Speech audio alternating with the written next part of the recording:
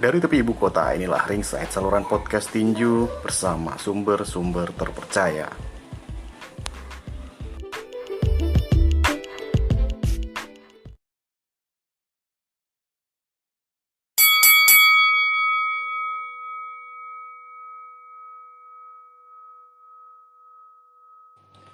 Halo, selamat malam para Ringsider, dimanapun Anda berada. Kembali bersama saya Marco Tambubolon. Pada podcast Ringside hari ini kita akan berbincang atau berhubungan langsung dengan Bung Finan Manulang yang sedang berada di Balai Serbini untuk menyaksikan pertandingan antara Thibaut Monabesa melawan Toto Landera dari Filipina. Kejuaraan ini merupakan partai WBC internasional perebutkan gelar lowong di kelas terbang ringan, di mana Thibaut Monabesa menjadi petinju Indonesia yang akan tampil menghadapi Toto Landero dari Filipina. Ya, apa yang bisa Anda laporkan, Bung Finon, dari Balai Serbini saat ini? Baik, selamat malam Bung Marco Tambubolon.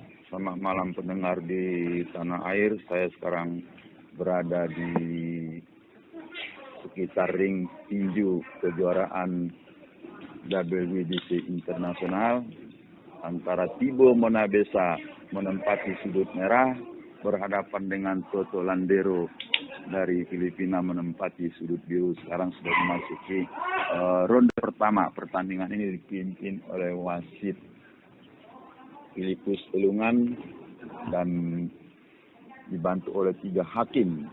A. Rocky Jo, hakim B. Ricardo Simanungkalit, hakim C. Maya Hutauru.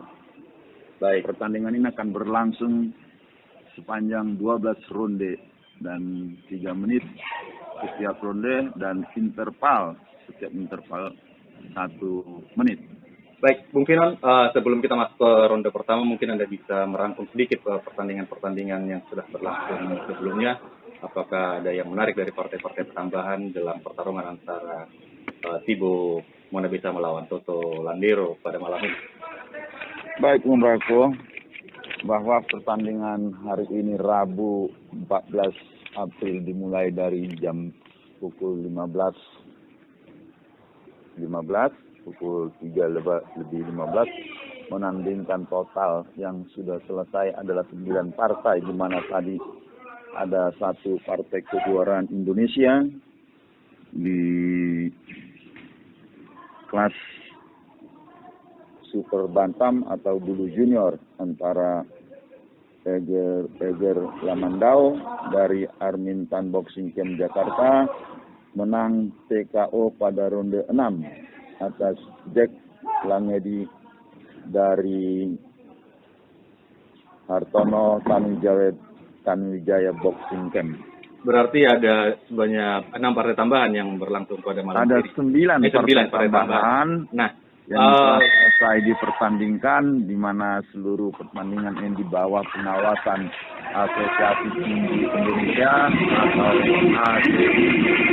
Selain partai kejuaraan Indonesia, tadi juga ada 1 partai yang partai utama non gelar 10 ronde antara Hero Tito dari Armintan Boxing Camp Malang menangkan pertandingan 10 ronde kelas welter junior atas Dedi Marapu dari Tangerang Selatan.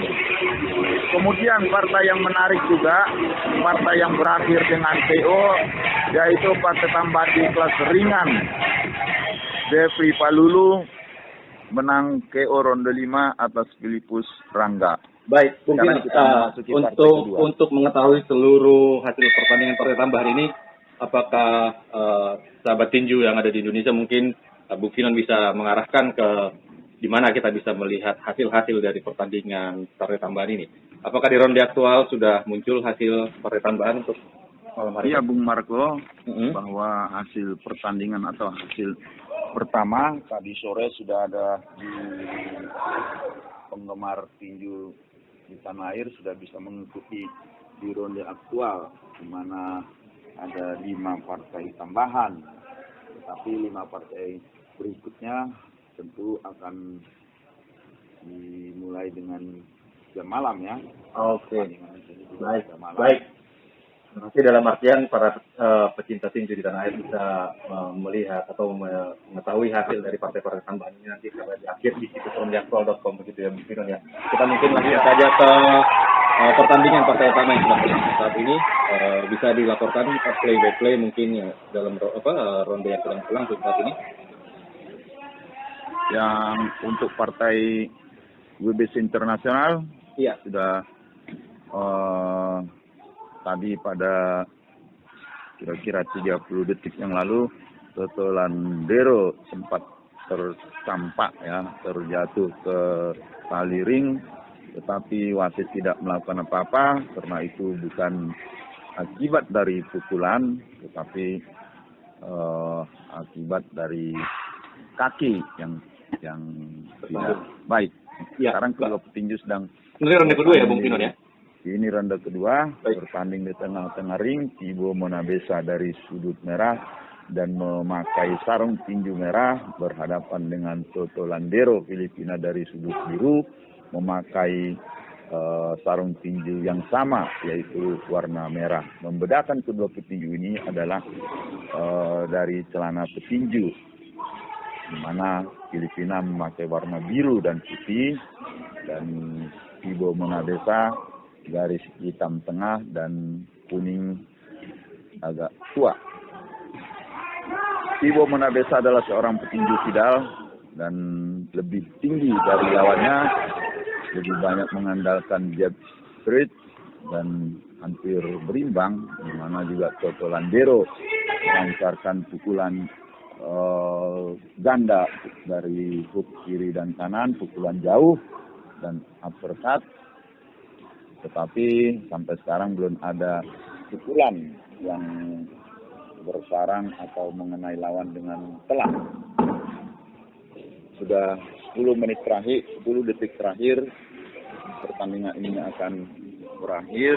Di ronde 2 sudah terdengar bunyi bel. Sekarang akan memasuki ronde ketiga. Thibaut Monabesa berada di sudut merah dan sekarang mendapat bimbingan atau bantuan dari pelatih Taufik Utaker. Taufik Utaker ini adalah pelatih dari Malang yang sengaja dikontrak atau didatangkan ke Jakarta untuk menangani Thibaut Monabesa. Untuk ronde pertama, apa yang bisa disampaikan di merah juga ada pembantu dari Thibaut Monabesa. Komandan kedua adalah Apat, orang keturunan Turki yang sudah lama untuk membantu Thibaut Monabesa. Sementara Toto Landero berdiri berada di sudut biru hanya dengan satu orang, yaitu Junior Carlos. Baik, kita sekarang memasuki ronde ketiga. Kedua petinju masih berada di tengah ring dan masih seperti biasa melancarkan serangan kiri kanan dan terlalu satu pukulan Thibaut Monabesa tadi tepat dan disusul lagi hook kiri, tetapi tidak terasa apa-apa bagi Toto Landero. Dan perlu disampaikan bahwa pertandingan malam ini adalah partai puncak, di mana pertandingan ini berjalan dengan protokol kesehatan yang ketat, di mana izin yang diberikan kepada promotor Armin Khan dibatasi hanya 50 orang. 50 orang pun itu sudah termasuk keseluruhan antara atlet, pelatih, manajer, dan official. Baik pendengar, kita masih terus melihat atau saya masih terus melaporkan pertandingan kejuaraan WBC Internasional kelas terbang ringan 12 ronde. Jika malam ini Thibaut Monabesa memenangkan pertandingan, maka dia akan masuk ke peringkat paling atas dan dia akan mendapat hak untuk melawan sang juara dari Jepang. Baik. Dan jika itu terjadi, promotor Armin Tan juga sudah dalam jumpa pers kemarin bahwa Ibo akan berhadapan dengan petinju Jepang. Tetapi masalahnya di sini adalah uang. Di mana untuk mendatangkan petinju Jepang bukanlah sesuatu yang mudah.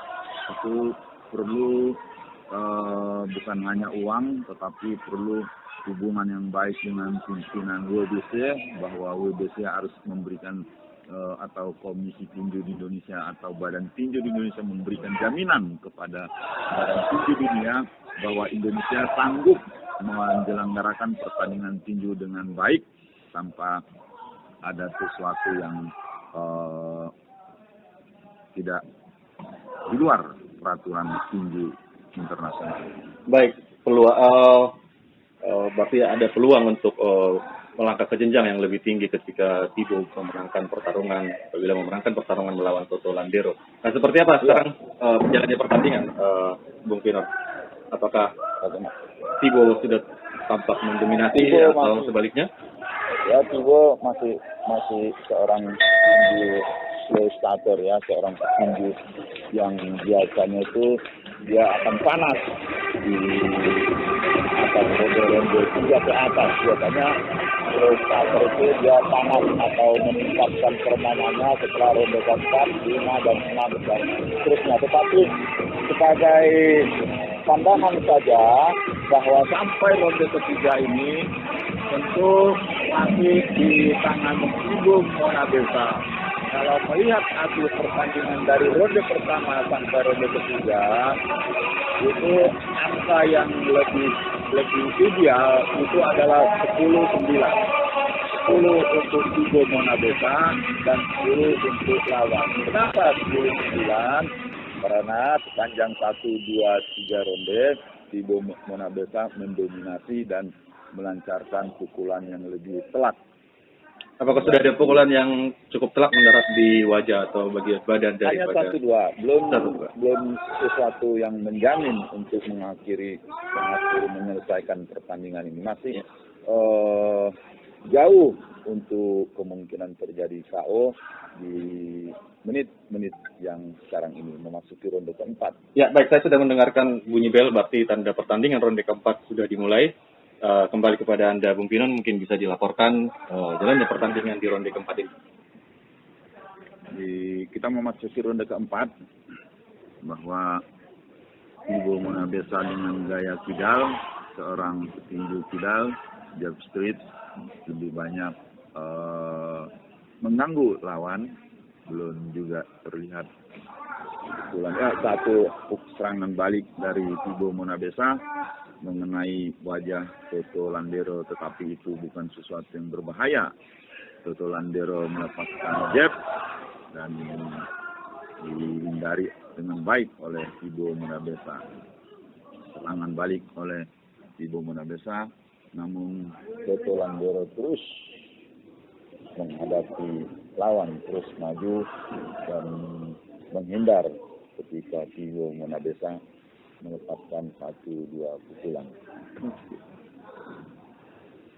Dalam pertarungan ini pertandingan ini akan berjalan sampai 12 ronde, tetapi tinju pro di mana-mana di seluruh dunia sulit diramal, diprediksi apakah ini benar-benar terjadi sampai 12 ronde ataukah nanti di tengah jalan terjadi sesuatu yang katakanlah dihitung oleh wasit atau knockdown atau KO sama sekali.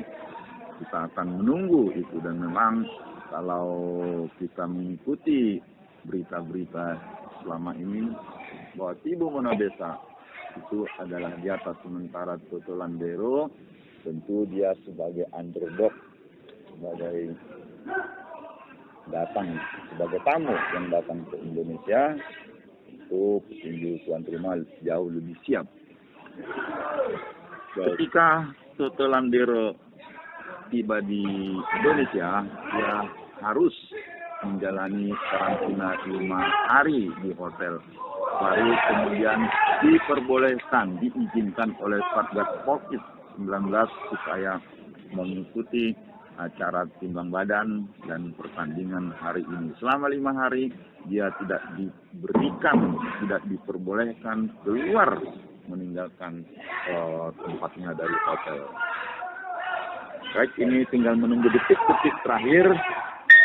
Sudah terdengar lonceng atau bel tanda berakhirnya ronde keempat. Dari pengamatan Anda, Bung Finon, bagaimana di ronde keempat? Belum ada tanda-tanda kemenangan bagi Toto Landero, dan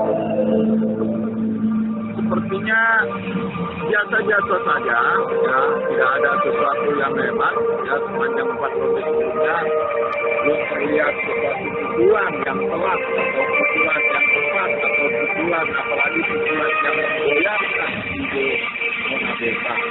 Toto Landero bukanlah seorang petinju yang memiliki timing, memiliki pukulan yang kuat, power yang keras, yang bisa menembus pertahanan lawan. Sementara Tibo Monabesa masih bertanding gaya sebelumnya, karena dia menyebut dari tangan dari jangkauan yang panjang, namun belum juga menggoyahkan.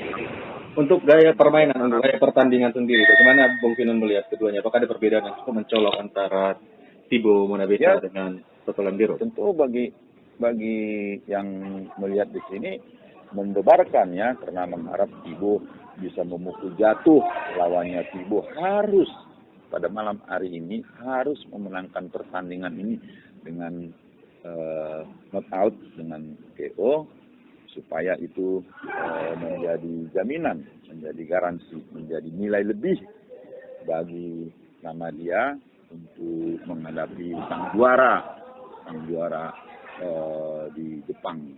Jika malam hari ini dia memenangkan pertandingan ini dengan angka, itu tidak akan menguntungkan bagi dia. Makanya semua mungkin yang ada di sini, apalagi promotor, mengharap lawan jatuh. Nanti kita tunggu saja. Tadi strike dari Toto Landero lepas, namun tidak mengenai sasaran yang baik, masih mengenai sarung tinju lawan. Belum ada pukulan yang telat, pukulan yang mengejutkan atau membuat penonton ini lebih tegang, lebih berteriak, lebih histeris. Apakah kedua petinju tampak berhati-hati, Bung Finon, dalam? Bukan berhati-hati, tetapi memang tidak ada pukulan telat. Ya, kedua petinju saling menyerang. Saling menyerang, ya? Saling menyerang, cuma ya saling menyerang.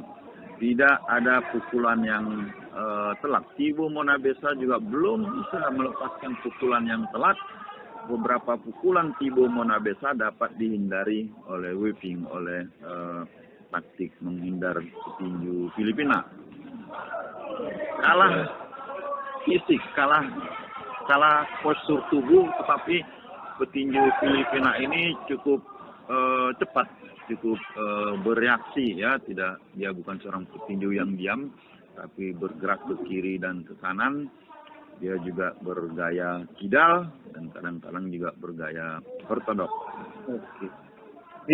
Tibo Monabesa terlihat lebih unggul dalam jangkauan sepertinya, Bung Finon, dibanding lawan. Ya, sampai sekarang masih Tibo Monabesa masih lebih mendominasi, ya, masih dengan tangannya yang lebih panjang, jangkauannya, ya, straight kanan itu masih lebih banyak mengenai wajah atau tubuh Toto Landero. Namun belum ada satu pun pukulan yang kena,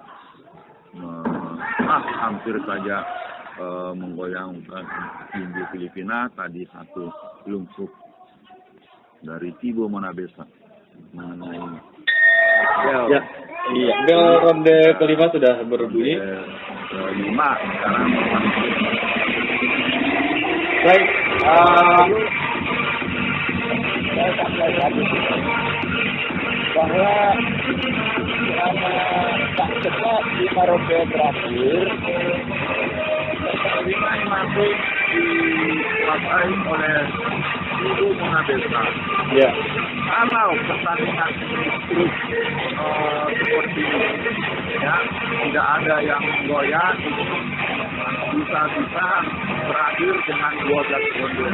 Jika pertandingan ini berakhir dengan 12 ronde, tentu adalah kerugian, artinya kerugian tanda kutip ya, kerugian bagi Tibo Mona Desa untuk menaikkan popularitasnya di tingkat internasional. Dia malam ini harus menang KO.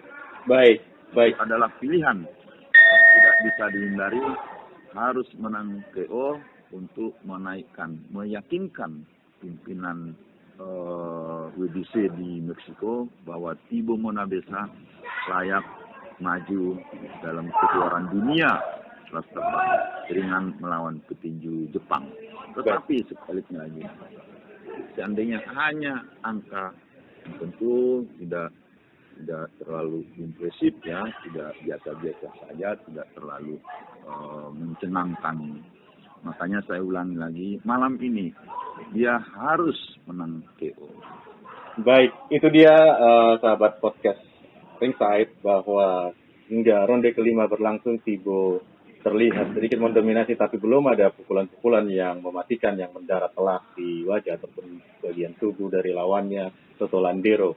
Nah, pertandingan ini akan berlangsung sepanjang 12 ronde, dan di sini kami hanya bisa melaporkan hingga ronde ke-6, dan kami akan merangkumnya setelah pertandingan selesai, mengingat keterbatasan audio yang ada di Balai Sarbini dan juga di studio kami di podcast Ringside. Sekarang sudah memasuki ronde ke-6, saya akan kembalikan ke Bung Finon untuk melaporkan jalannya pertandingan, dan setelah ini kita akan pamit dulu, dan kita akan menunggu hasil pertandingannya di ronde ke-12, dan saya akan melanjutkan kembali podcast ini untuk menanyakan kepada Bung Finon tentang hasil pertandingan pada malam hari ini. Silakan Bung Finon di ronde ke-6. Baik, Bung Marco Tampubolon, kita akan mengikuti berikutnya, dan selamat malam, selamat berkarya.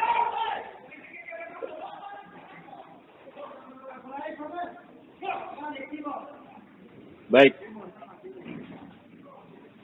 Ya, Bung Marco. Ya. Ini ronde terakhir ya, ronde ke-6 ya. Terus, ya ini masih terus berlanjut pada ronde ke-6.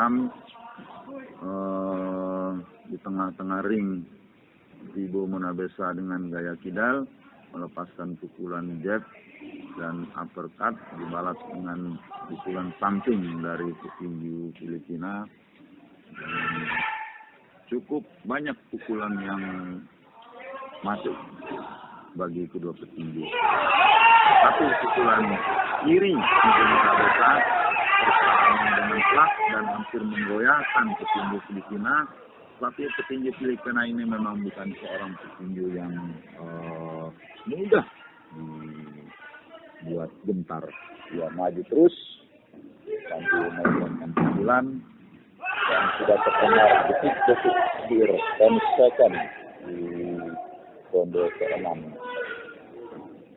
Dan ronde ke-6 sudah selesai. Iya, itu tadi rubel ronde ke-6, dan kami akan mengakhiri perbincangan kami untuk sementara dengan Bung Finon. Kami akan bergabung kembali setelah pertandingan atau partai kejuaraan WBC internasional ini membuahkan hasil. Baik Bung Finon, selamat kembali bertugas. Tetap semangat, jaga kesehatan, dan tentu saja tetap menjalankan protokol kesehatan COVID-19. Selamat malam Bung Finon. Selamat malam Bung Marco Tampubolon.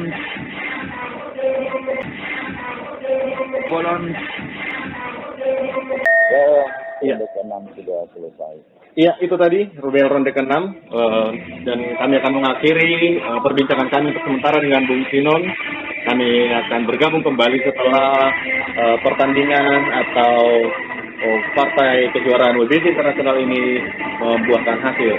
Baik Bung Finon, selamat kembali bertugas. Tetap semangat, jaga kesehatan, dan tentu saja tetap menjalankan protokol kesehatan COVID-19. Selamat malam Bung Finon. Selamat malam Bung Marco Tampubolon.